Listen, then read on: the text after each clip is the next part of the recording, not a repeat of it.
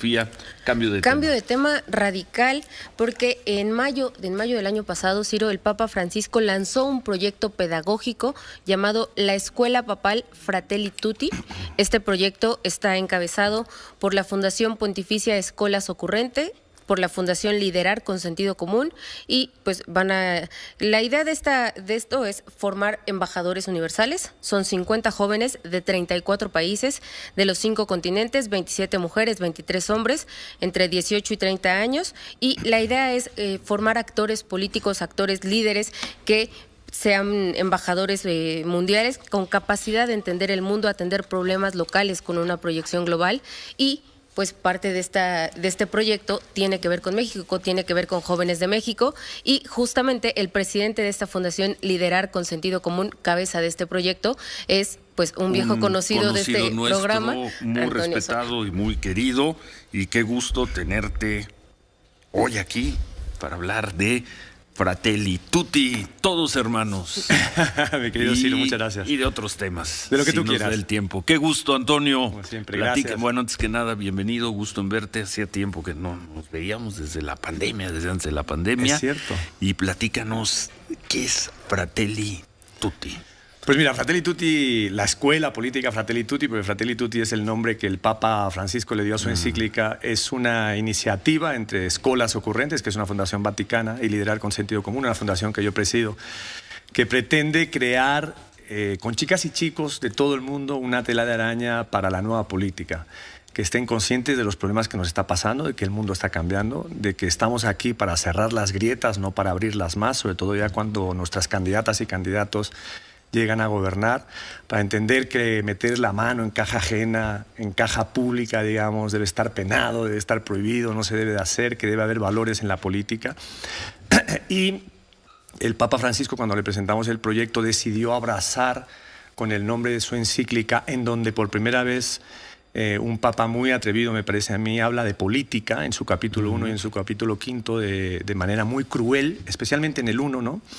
Y nos pusimos en marcha, mi querido Ciro, cuando estuve en Roma hace unos meses, en mayo, para lanzar la escuela. En la audiencia privada, Francisco nos dijo que había que hacerse cargo de toda esta basura, refiriéndose a la política. Y a mí me pareció... Así se refirió. Una expresión durísima. Hacerse cargo de toda esta basura. Sí.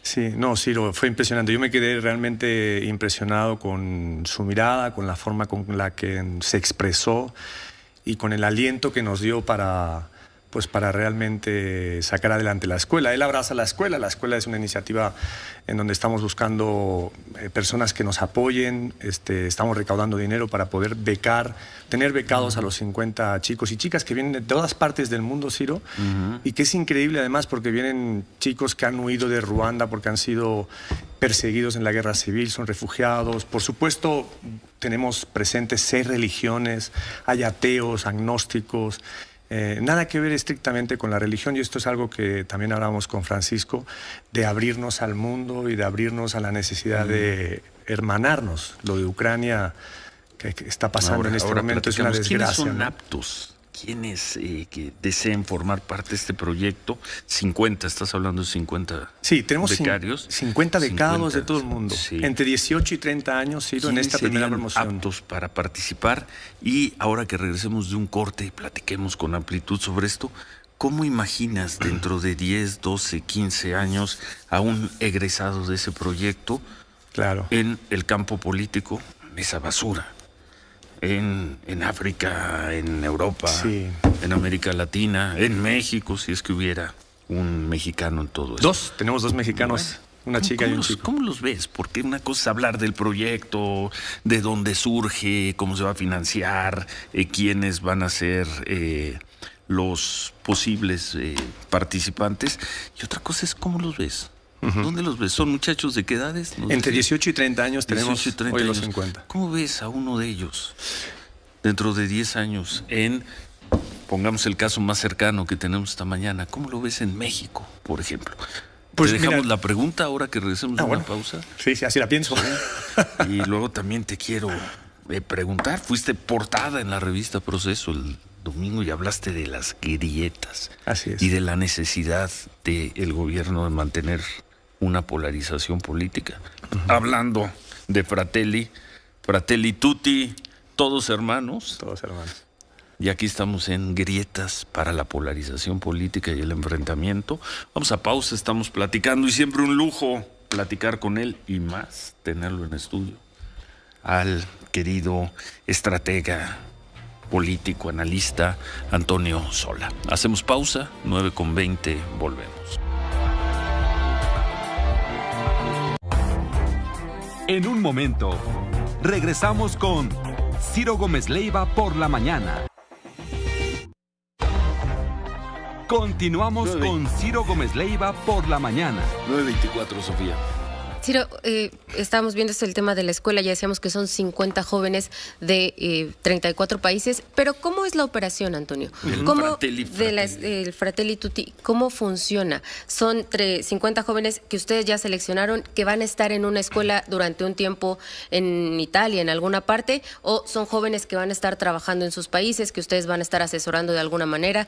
¿Cuánto tiempo es esta primera generación? ¿Cómo es la operación?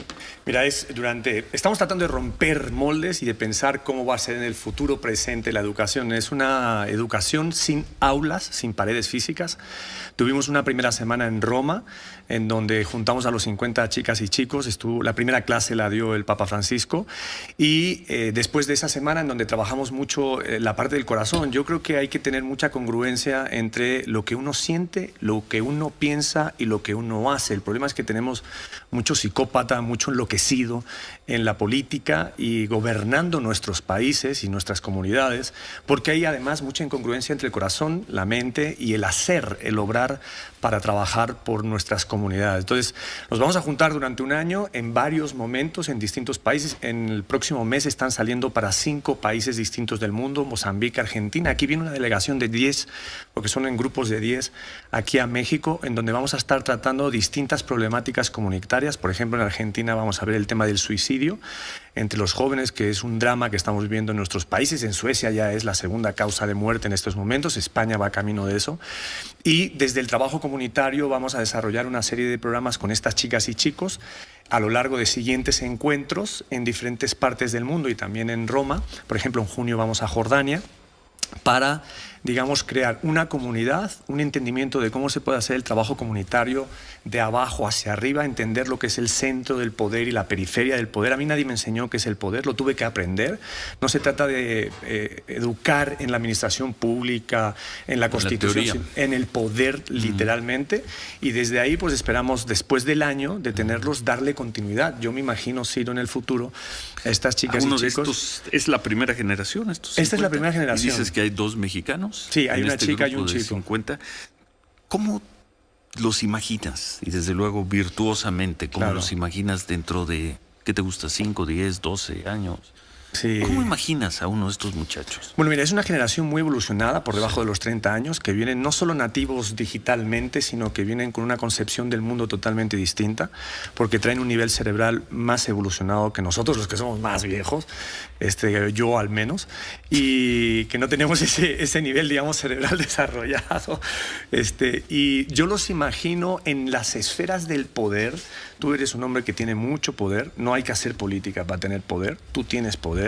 Desde luego la dinámica de la política tiene poder, en la empresa hay poder, en la iglesia hay poder, en los distintos espacios del poder, creando una, como te decía al principio, red, una tela de araña que entienda que los problemas son globales y locales, como yo les llamo, porque desde ahí es de donde vamos a... Glocales, sí. Globalocales o glocales. ¿Por qué, Ciro? Porque México no puede resolver sus problemas solo.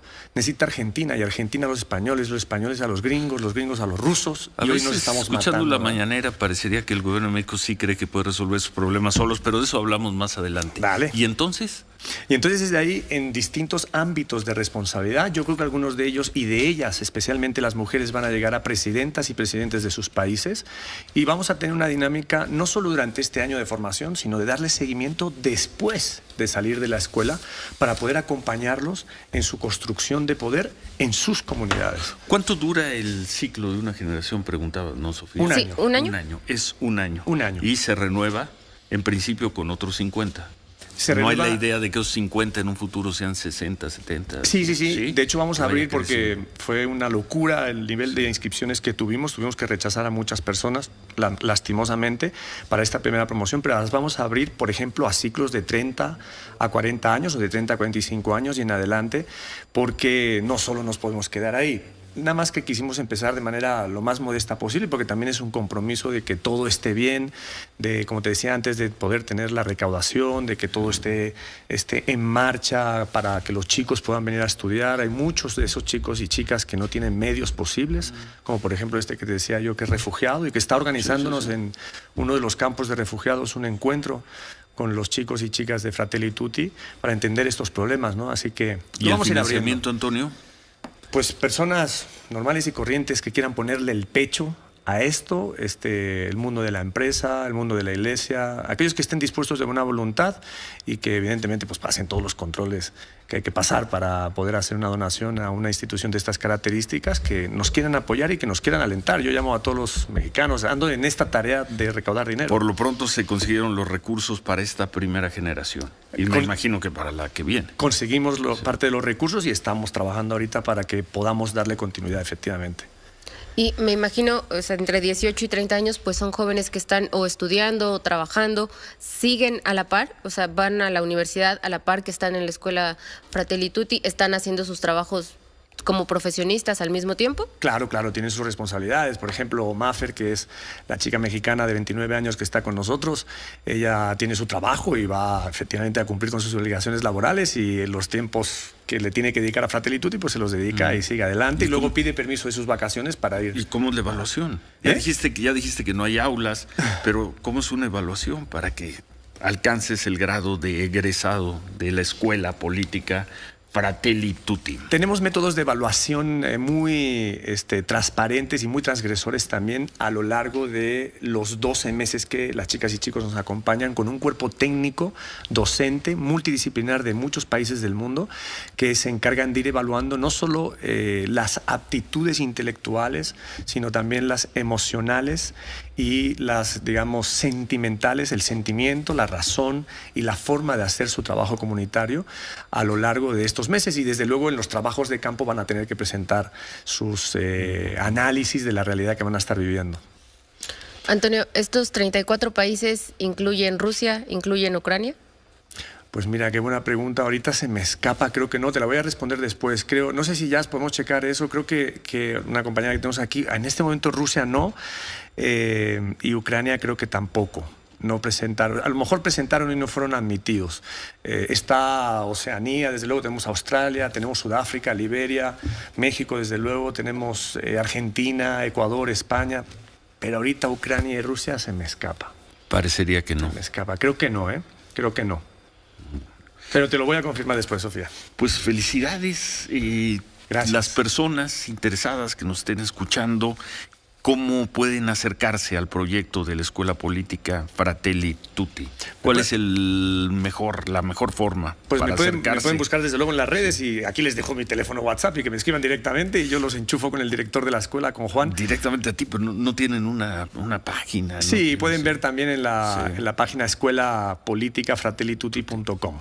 Ahí está toda la información. Sí, y me pueden buscar a mí también y los podemos reencauzar directamente. Y me imagino que, mira, aquí están los 50 integrantes, por cierto. Ah, mira, ahí te los habíamos puesto, sí. Y parece que no hay, veo a un polaco, vamos solo con los países europeos, hay un polaco, hay un italiano, un irlandés, y no, en efecto no hay rusos, no, hay un español. Sí.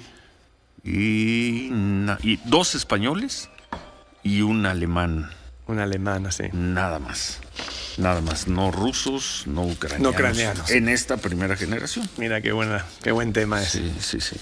Bueno, hacemos una pausa, ¿no? Suponemos que quien quiera acercarse al proyecto de Fratelli Tutti no va a tener que lidiar con una de esas burocracias infames. No. Marque otra vez, te tienen esperando en la línea y no te contestan. Sí hay una atención. Te pedimos, si tienes tiempo y ganas, Antonio Solazzi, Después de la pausa te quedas unos minutos. Por supuesto. Para pedirte una reflexión sobre eso que ya expresaste. Lo expresaste y creo que de manera muy clara en la edición, la que sigue circulando esta semana de la revista Proceso, sobre lo que estamos viviendo en México. Claro que sí. Y sobre esta crisis, porque pues eso es, la crisis que se ha dado del presidente. Te iba a decir entre el presidente y los periodistas, no, que el presidente López Obrador ha mantenido viva durante 4 semanas ya. 4 semanas con algunos periodistas, porque no es contra la prensa, contra algunos periodistas. Claro que sí. Te quedas unos momentos Pero con nosotros. por favor, si es un honor. Bueno, ¿vamos a pausa? Vamos a...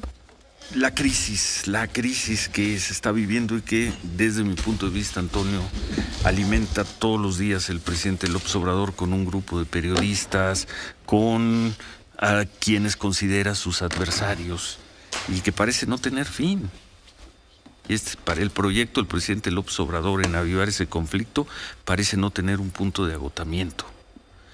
Algo reflexionaste tú esta semana en la revista Proceso. Sí, mi querido Ciro, yo creo que el presidente está empujando la grieta, haciéndola más grande, que es lo que yo declaraba este fin de semana. A él le interesa porque evidentemente el daño que le han hecho con la Casa Gris en Houston le está rompiendo claramente su autoridad moral que durante tanto tiempo ha querido defender. Ese es el principal daño que tiene hoy López Obrador. Es la principal rotura que tiene como presidente de México y probablemente sea ya una caída sin retorno en aprobación aquí entre los mexicanos y claramente está usando la fuerza del Estado, la fuerza de la presidencia de México para hostigar, perseguir, no solo verbalmente las mañaneras, sino con otros mecanismos y por otras vías a un grupo de periodistas que lo que hacen es expresarse en libertad todas las mañanas, porque además no solo se expresan en libertad en su trabajo, sino que construyen desde la palabra, desde lo que hacen, un México mejor. Y eso es lo que está rompiendo el presidente. Es una desgracia. Se habló de una reacción instintiva del presidente López Obrador, se habló de enojo al reaccionar, pero cuando tú dices que esto lleva ya, es la 4ª semana y el presidente no para, yo creo que ahí hay un principio de estrategia y hay una medición y los rendimientos para ellos ahí en Palacio Nacional no deben ser ni decrecientes ni negativos. Sin lugar a dudas, Ciro. Porque si no, no lo estarían repitiendo todos los días. Sí, yo hablé de eso también. Es una estrategia. Sí. Sí. El enfrentamiento con los medios de comunicación y con los periodistas, como tú bien decías antes, no es el tema de la prensa, sino también directamente contra algunos periodistas.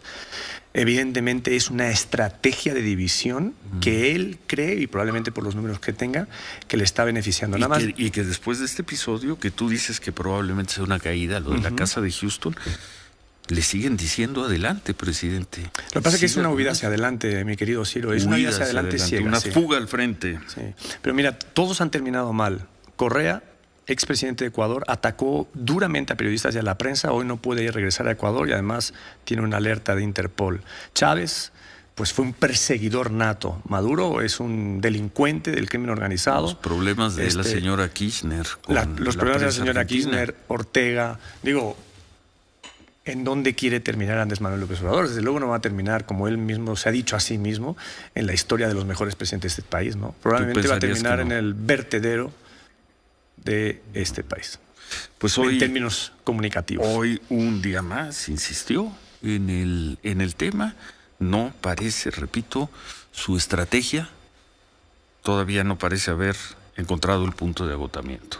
De rendimientos decrecientes a juzgar por los hechos, por lo que seguimos viendo mañana tras mañana. Sí, yo creo que hay algunas ya encuestas que yo he visto en donde ya se hace una pinza el nivel de desaprobación y de aprobación.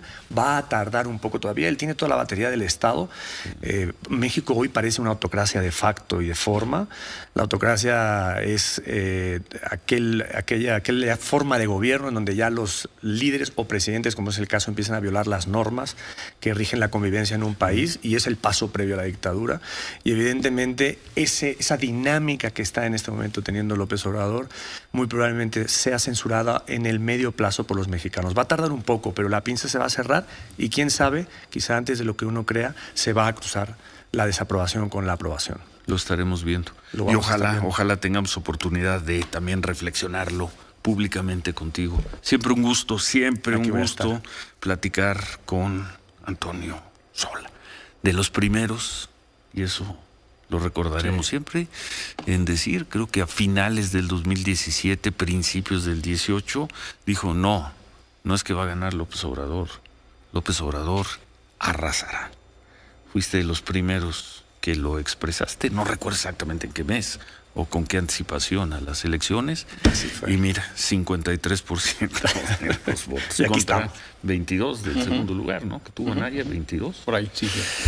Un gusto, suerte con el proyecto de la Escuela Política Fratelli Tutti. Gracias, sí. Y pues suerte siempre en lo que venga para ti, Antonio Sola. A ti también. Aquí estamos a las órdenes. Muchas gracias. Gracias. Gracias.